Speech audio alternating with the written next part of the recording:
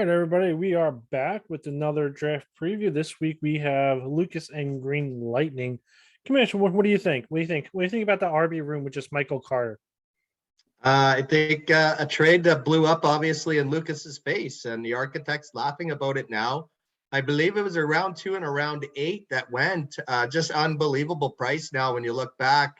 And that's always the risk of making a trade before the draft, right? And I mean, it's always exciting to try to get those players, but that is the risk you take because you never know who these teams are going to take.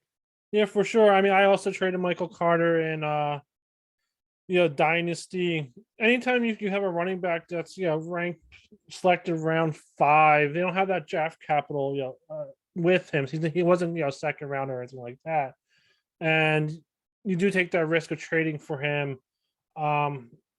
I still think he might get 10 to 20% of the carries there, but it's not worth it for a keeper. But at this point, though, in my opinion, he's stuck keeping him just because of the draft capital he gave away for that.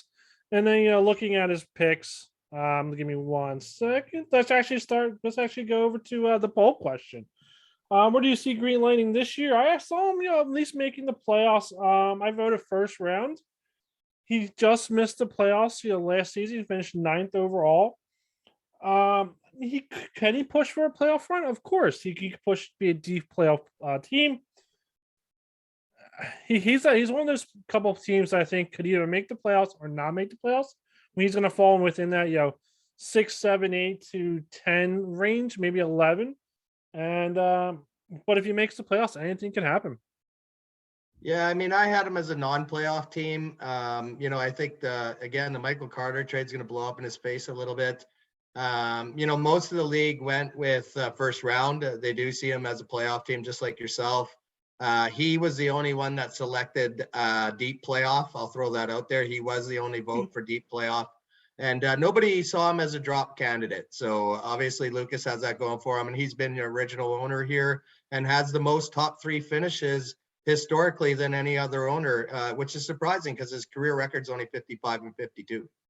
Yeah, for sure. But I mean, let's be honest. We already talked about the drop candidates. I don't see anybody else really falling into that category. And that's kind of bringing up before, looking at his draft picks. He does have 4th overall, which you'll probably say be James Cook. I don't see that being a good pick. Let me read you a little scouting report. He possesses a fantastic combination of traits like great vision, elusiveness, and superb feet.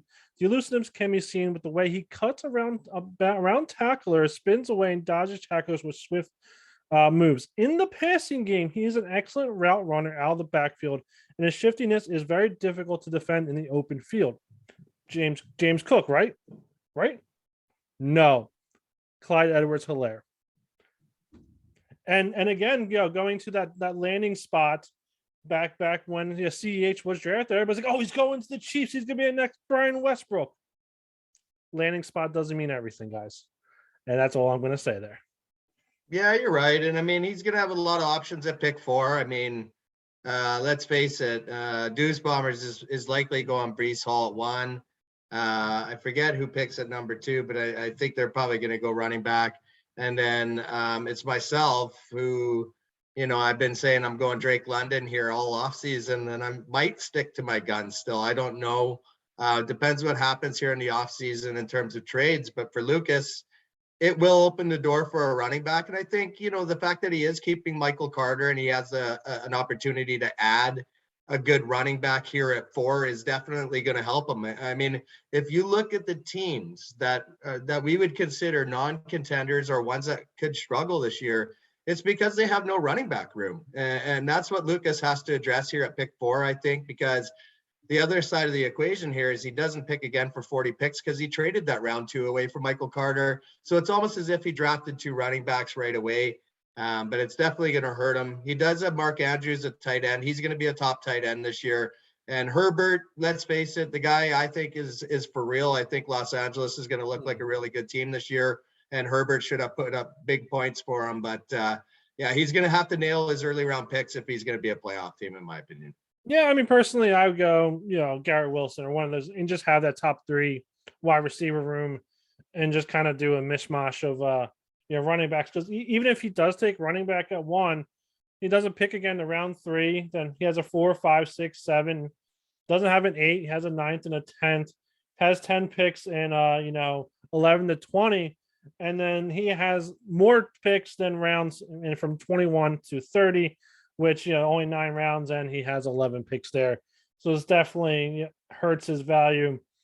Honestly, I think the Michael Carter trade, I think it kind of sucks for him right now, because that second round he probably could have got Michael Carter there without having given up that 8th rounder.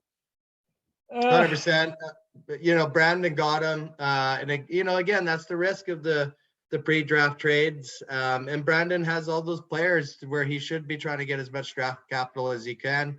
And I think for Lucas at the time, the trade made sense. And just like probably when you shipped Michael Carter away in Dynasty, it made sense, but it doesn't anymore. That's for sure. For sure.